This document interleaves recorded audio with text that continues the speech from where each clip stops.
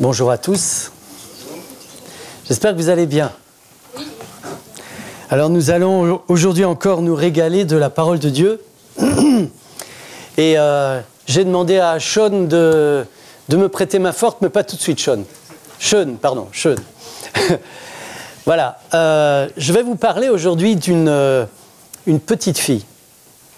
Une petite fille qui a vécu quelque chose de terrible. Elle habite chez ses parents, avec ses frères et sœurs. Et puis, il y a une guerre qui éclate. Et au cours de cette guerre, alors tout le monde espère bien sûr que l'armée du pays va tenir bon face à l'ennemi qui avance et qui avance et qui avance, mais l'ennemi avance de plus en plus. Et un jour, l'ennemi est juste au bord du village. Et la petite fille, elle est là, elle entend les bruits de la guerre, là, à l'extérieur du village. Et l'ennemi arrive dans le village. Et là, un soldat va la prendre et va l'emmener. Elle est séparée de ses parents et elle ne sait plus où se trouvent ses parents, ni ses frères et sœurs, ni ses oncles, ni ses tantes, ni son grand-père, ni sa grand-mère. Et cette petite fille va se retrouver dans un pays étranger. On va l'emmener, on va la déporter et on va l'emmener dans un pays étranger. C'est une histoire qu'on trouve dans la Bible. Je ne sais pas si vous vous souvenez de cette histoire. C'est la petite servante de Naaman. Et elle va être mise au service du capitaine de l'armée du roi ennemi. Vous vous rendez compte? Les enfants, si vous aviez été à la place de cette petite fille, est-ce que vous auriez servi ce méchant capitaine avec beaucoup de gentillesse, beaucoup de grâce, beaucoup de volonté? Ou alors est-ce que vous auriez été en colère contre lui? Qui aurait été en colère? On peut voir les mains? Même les grands, vous pouvez lever les mains. Qui aurait été en colère? Je lève la main aussi, hein? Oui. J'aurais été en colère. Toi, tu es neutre. Je suis sûr que si tu avais été à ta place, tu n'aurais pas été neutre. Ah ben, je sais pas. Parce que c'est une petite fille. La Bible ne dit même pas son nom, on ne sait même pas comment elle s'appelait. Cette petite fille va se trouver dans une situation terrible. Je vous lis. C'est marqué dans la Bible, dans le deuxième livre des rois, au chapitre 5, à partir du verset 1. Naaman, chef de l'armée du roi de Syrie, jouissait de la faveur de son maître et d'une grande considération, car c'était par lui que l'Éternel avait délivré les Syriens. Mais cet homme fort et vaillant était lépreux. Or, les Syriens étaient sortis par troupes et ils avaient amené captive une petite fille du pays d'Israël qui était au service de la femme de Naaman. Vous savez ce que ça veut dire, Naaman? Ça veut dire agréable. Donc, monsieur agréable va kidnapper cette petite fille et va la mettre au service de sa femme. Je voudrais vous montrer une petite vidéo pour exprimer un petit peu ce que cette petite fille a vécu, un tout petit peu. Regardez.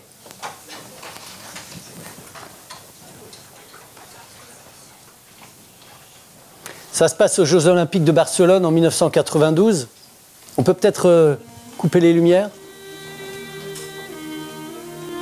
Voilà, les choses ne marchent pas toujours comme on le voudrait. C'est l'histoire de cet homme, Derek.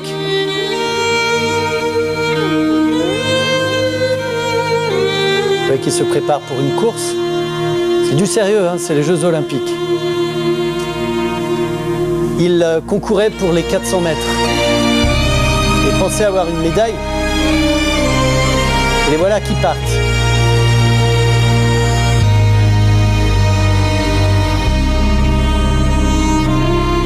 Vous verrez tout de suite où il est. Parce qu'il va faire quelque chose 150 mètres après le début de la course. Derek, vous le voyez, s'est arrêté. Il souffrait énormément, il est tombé par terre. Il avait un claquage musculaire. Regardez, au ralenti, on voit bien. Il va se tenir la cuisse. Voilà. Et sa course est terminée.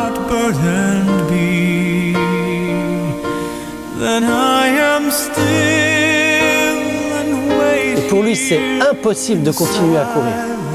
Impossible. Il ne voulait pas abandonner et était déterminé pour continuer la course. Pour terminer la course, il s'est relevé. Regardez. Ça s'appelle le courage. Et l'histoire ne s'arrête pas là. Un homme a passé à la sécurité et est venu aux côtés de Derek. Regardez cet homme qui arrive.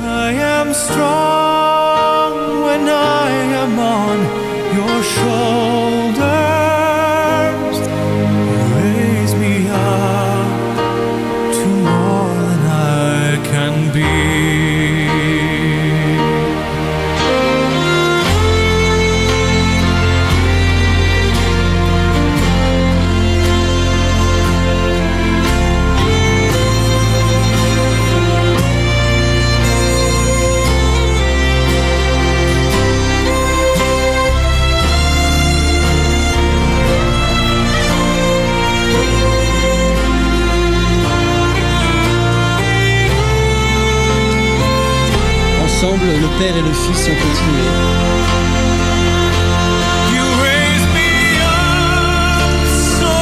Peu avant la ligne d'arrivée, le père de Derek l'a laissé terminer tout seul. Et il y a eu une standing ovation. Les gens se sont levés pour l'applaudir. 65 000 personnes se sont levées pour applaudir cet homme. Voilà, on peut arrêter la vidéo là. Touchante vidéo, n'est-ce pas? Eh bien, on a là un homme. C'est bon, ça marche? On a là un homme qui n'a pas pu arriver au bout de sa course et qui est déçu. Vous voyez comme il pleure dans les bras de son père quand son père vient l'aider. Et je voudrais faire le lien avec cette petite fille qui se trouve là, dans la maison de cet homme, qui l'a kidnappé, qui l'a emmené de force, qui l'a séparé de sa famille. Derek, lui, il avait son papa avec lui. Mais la petite fille, elle n'avait personne. Personne. Et dans cette histoire, il se passe quelque chose d'extraordinaire. Cette petite fille, nous dit le texte au verset 3, voit que son maître qui était si méchant avec elle est malade. Et elle va parler à la femme de cet homme. Et elle va dire, oh, si mon Seigneur, elle l'appelle mon Seigneur, si mon Seigneur était auprès du prophète qui est à Samarie, le prophète le guérirait de sa lèpre. C'est d'elle que va venir la guérison de Naaman. Je ne sais pas comment elle a fait, cette petite fille.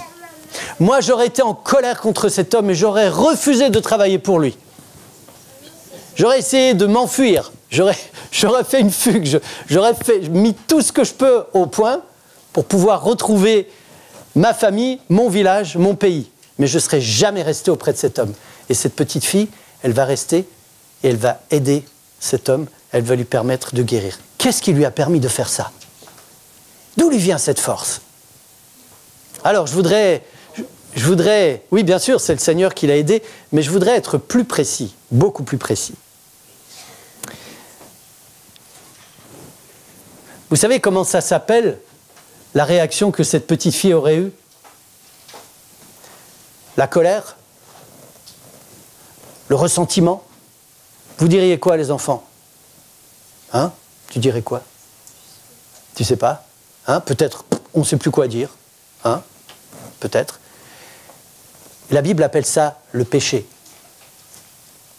Ça vous arrive de pécher? On peut voir les mains de ceux auxquels ça arrive de pécher? On lève les deux mains. Alors, vous avez un papier qu'on vous a donné, un post-it. Et vous avez un crayon ou un stylo avec vous. Et je vais faire une liste de péchés. Je vais vous donner une liste de péchés. Écoutez bien. Et s'il y a l'un des péchés que je mentionne et dans lequel vous vous reconnaissez, que vous avez fait un jour ou l'autre, alors vous mettez juste un trait sur votre post-it. Juste un trait, d'accord? Par exemple, on va faire un petit exercice. Il m'arrive parfois de mentir. Ça vous est arrivé de mentir? Ceux auxquels c'est arrivé de mentir, vous mettez un trait sur le post-it. D'accord? Il m'arrive de mentir. Par exemple, quand je veux être tranquille, ou pour ne pas me faire gronder, pour ne pas avoir de reproches. Un trait. Demi-mensonge, c'est un trait. Alors, il m'arrive de médire, c'est-à-dire de dire du mal de quelqu'un. Vous mettez un trait si ça vous arrive. Il m'arrive de me moquer. Vous mettez un trait. Il m'arrive d'être impoli. Vous mettez un trait aussi. Il m'arrive de blesser quelqu'un d'autre. Il m'est arrivé d'être égoïste. Il m'est arrivé de voler. Oh, vous savez, voler, c'est juste parfois prendre ce qui n'est pas à moi. Prendre la place de quelqu'un, ou... ça s'appelle voler. Il m'arrive de me battre parfois, ou de donner des coups. Des coups, des vrais coups? Des vrais coups. Mais parfois, il m'arrive de donner des coups avec la langue. Hein? Voilà. Il m'arrive d'abîmer volontairement quelque chose qui appartient à quelqu'un d'autre. Il m'arrive de tricher. Il m'arrive de refuser d'écouter mes parents, le Seigneur, le patron, la maîtresse, le maître, le prof, mon frère, ma sœur. Il m'arrive de manquer de respect à quelqu'un. Il m'arrive d'être jaloux. Vous mettez des traits, hein? Continuez à mettre des traits, hein, si jamais. T'as pas de... Ah, dommage. Il m'arrive de refuser de pardonner. Cette petite fille aurait pu refuser de pardonner. Il m'arrive de refuser d'aider, et cette petite fille aurait pu refuser d'aider. Il m'arrive d'avoir envie de posséder quelque chose que je n'ai pas. Il m'arrive d'avoir envie de commander et de dominer les autres. Je peux aussi être égoïste. Voilà. Vous avez marqué des traits? Alors je vais demander à Sean de m'amener quelque chose que je vous ai préparé ce matin. Donc tu m'amènes la première chose que je t'ai demandé. Alors si la petite fille, si la petite servante qui est là auprès de Naaman agit comme elle agit, avec amour, c'est à cause de ça. Vous l'avez vu mon chien, comme il est beau? Hein? Vous pourrez lui faire un câlin tout à l'heure si vous voulez. La petite fille vient d'un pays dans lequel, lorsqu'on a péché, vous avez mis des traits hein, sur vos post-it, lorsqu'on a péché, on prenait un animal. Alors je n'avais pas de mouton chez moi, je suis désolé, normalement c'était un mouton, un agneau. On prenait un agneau et ce qu'on faisait, on venait l'amener au temple et on venait confesser, c'est-à-dire avouer son péché en mettant sa main sur la tête de l'animal. Alors je vais vous demander de venir mettre vos post-it sur la tête de cet animal. Venez. Alors, je pense que ça va le couvrir. Venez tous mettre vos post-it sur la tête de cet animal. Et s'il n'y a plus de place sur la tête, mettez sur le haut du corps.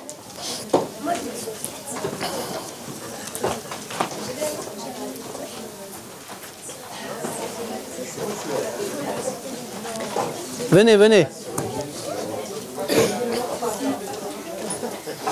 Dès que vous avez fait, je vous invite à vous rasseoir pour que d'autres puissent venir.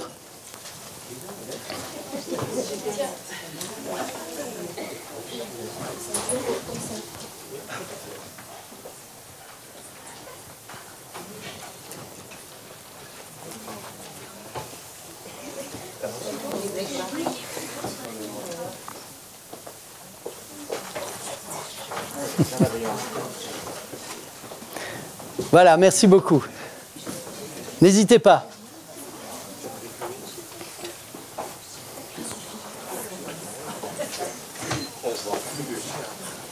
On voit presque plus le chien. En fait, je vous rappelle que c'était un agneau normalement. Hein? Ça y est? Regardez ce que ça donne. Et je vais vous montrer comment on faisait en Israël. Je vais vous montrer comment on faisait. Regardez bien. Sean, tu peux m'amener le deuxième accessoire, s'il te plaît?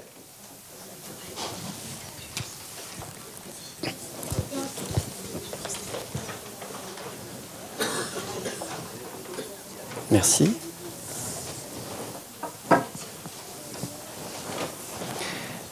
Comment on faisait? On prenait cet agneau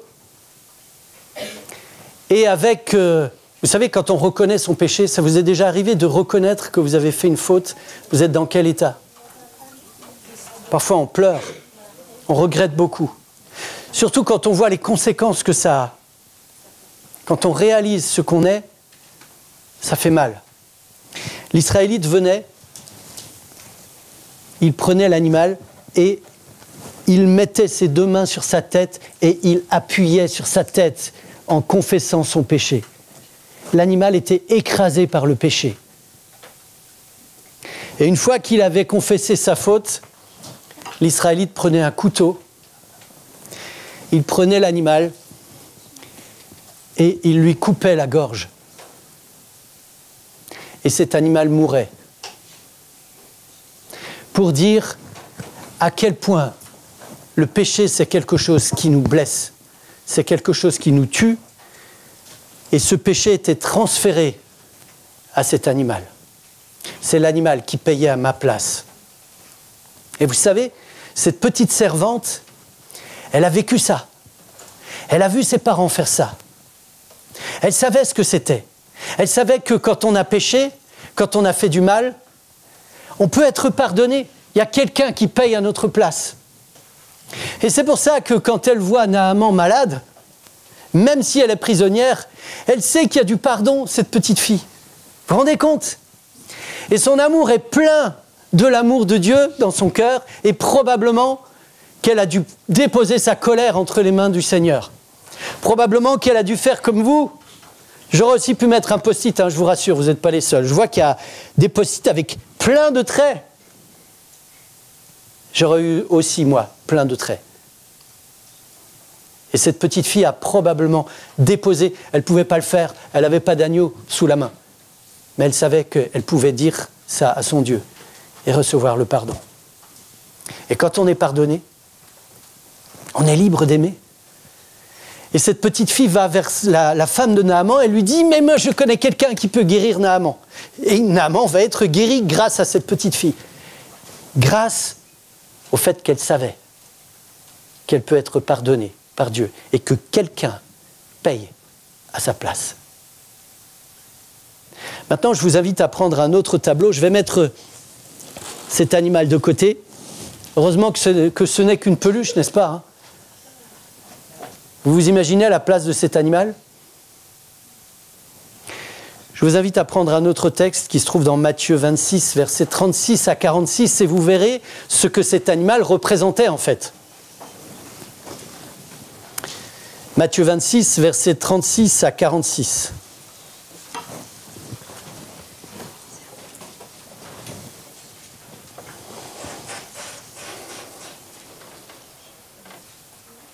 Vous l'avez?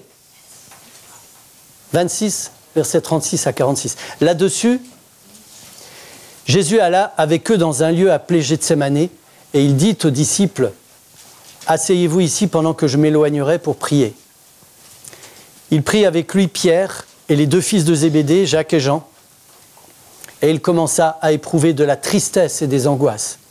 Il leur dit alors, « Mon âme est triste jusqu'à la mort, restez ici et veillez avec moi. » Puis, ayant fait quelques pas en avant, il se jeta sur sa face et pria ainsi. « Mon Père, s'il est possible que cette coupe s'éloigne de moi, toutefois, non pas ce que je veux, mais ce que tu veux. » Verset 42, il s'éloigna une seconde fois et pria ainsi. « Mon Père, s'il n'est pas possible que cette coupe s'éloigne sans que je la boive, que ta volonté soit faite. » Il revint vers ses disciples et les trouva encore endormis, car leurs yeux étaient pleins de sommeil. Il les quitta en s'éloignant et pria pour la troisième fois, répétant les mêmes paroles. Puis il alla vers ses disciples et leur dit, « Vous dormez maintenant et vous vous reposez. Voilà, l'heure est proche et je vais être livré aux mains des pécheurs. Levez-vous, allons, voici celui qui me livre s'approche. » Quelle est l'attitude de Jésus dans ce passage? Je ne sais pas si vous avez vu. Le texte nous dit qu'à un moment donné, Jésus va éprouver de la tristesse et des angoisses. Et il va s'avancer, le texte dit se jeter, littéralement, se jeter par terre, sur sa face. Et je vais demander à Philippe de venir. Il va se jeter par terre, sur sa face. Et pendant qu'il est comme ça, il va prier. Alors Philippe va vous montrer comment Jésus a fait. Tu veux bien ? Oui, bon, il se jette. Voilà, il se jette et sur sa face. Donc vas-y, hein, tu peux descendre encore. Hein. Donc Jésus est sur sa face. Vous savez, il est effondré. Le texte nous dit qu'il commence à éprouver de la tristesse et des angoisses. Et vous savez pourquoi ? Parce qu'il a tous les péchés sur sa tête. Il a tous les péchés sur sa tête et il sent ce poids. Et c'est terrible. Vous savez comment on se sent quand on est pécheur ? Quand on a menti, quand on a volé, quand on a manqué de respect, etc. Je vais inviter tous les enfants à venir appuyer sur la tête de Philippe. Venez. Venez. Tous les enfants, venez. Les jeunes, allez. Venez. Venez appuyer. Non, tu peux appuyer. Il est fort, Philippe. Venez mettre votre main sur la tête de Philippe. Sur la tête. Vas-y. C'est ton grand-père, je crois. Hein ? Voilà. Et de la même façon que vous appuyez sur cette tête, nos péchés ont écrasé la tête de Jésus. Merci les enfants. Merci Philippe. Vous savez, le texte nous parle de ce lieu dans lequel Jésus va venir. Ce lieu s'appelle, vous vous souvenez ? Gethsémané. Vous savez ce que ça veut dire, Gethsémané ? Voilà, ça veut dire pressoir à huile. J'étais en Israël, j'ai visité un pressoir à huile de l'époque. Vous avez un balancier, un gros balancier qui est fait d'une poutre. Et au bout de la poutre, vous avez un système qui permet de mettre des grosses pierres dessus. Et sous cette poutre, on met des paniers remplis d'olives. Alors on met une première pierre dessus et la poutre, elle vient appuyer sur les olives. Et ça, vous savez, ça écrase les olives. On entend le petit bruit. Vous l'entendez, le petit bruit ? Ça écrase. Et il y a l'huile qui sort. Cette huile-là, c'est la première pression à froid. C'est la meilleure huile qui soit. Cette huile était utilisée pour le temple. Elle était utilisée pour les choses sacrées.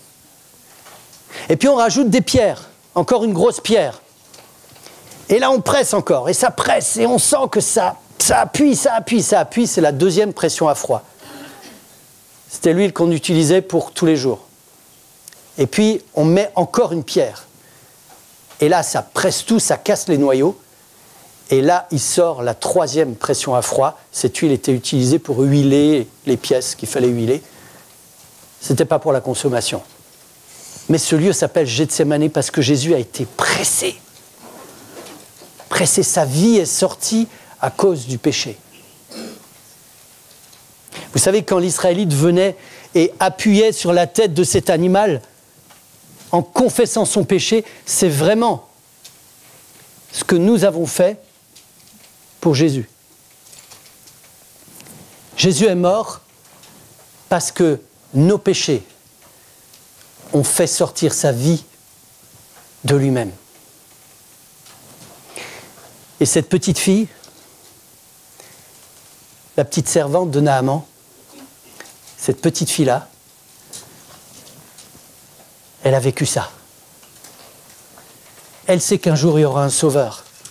Ça se savait en Israël. On le savait. Il y avait des prophéties. Cette petite fille vivait dans un contexte dans lequel, jour après jour, elle savait que Dieu l'aime, que Dieu pardonne ses péchés, qu'elle peut dire quand elle a fait mal, qu'elle peut avouer ses fautes et qu'elle peut être libérée complètement. Et chaque fois qu'on avoue nos fautes, chaque fois qu'on reconnaît notre péché, et chaque fois qu'on reçoit le pardon de Dieu, on est libéré. Qui a déjà vécu ça ? On peut voir les mains ? Levez bien haut la main. C'est super. Merci Seigneur. Quand vous avez vécu ça, vous avez envie de revenir parce qu'il y a un poids qui s'enlève. Il y a un poids qui s'enlève et on commence à changer. Mais ce n'est pas nous qui changeons. C'est l'amour de Dieu qui fait son œuvre en nous. Et ça, c'est quelque chose d'extraordinaire. Si cette petite fille a pu dire un jour à la femme de Naaman qu'il avait kidnappée et sorti de son pays, séparée de ses parents, si elle a pu dire Moi je connais quelqu'un qui peut guérir ton mari, c'est parce qu'elle était libre dans son cœur. Et parce qu'elle s'était engagée avec son Dieu. Je voudrais vous poser la question ce matin. Qui c'est qui voudrait s'engager avec Jésus? Levez-vous. Ceux qui veulent s'engager avec Jésus, levez-vous. Levez-vous. C'est la meilleure façon de vivre qu'il y ait. C'est la plus belle façon de vivre qu'il y ait, parce que là, nous vivons. Nous sommes libérés de nos péchés. Que le Seigneur vous bénisse. Amen.